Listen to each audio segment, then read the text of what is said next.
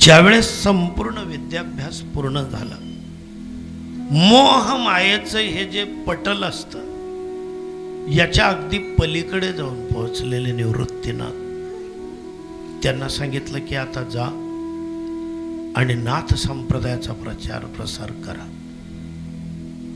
आळंदीला ज्यावेळेस आले, तिघही लहान भावंड आलेल्या प्रसंगाला तोंड देत आळंदीतली सगळी संकट सहन करत असताना बोलणार तर बोलणार कुठे, मला त्रास आहे.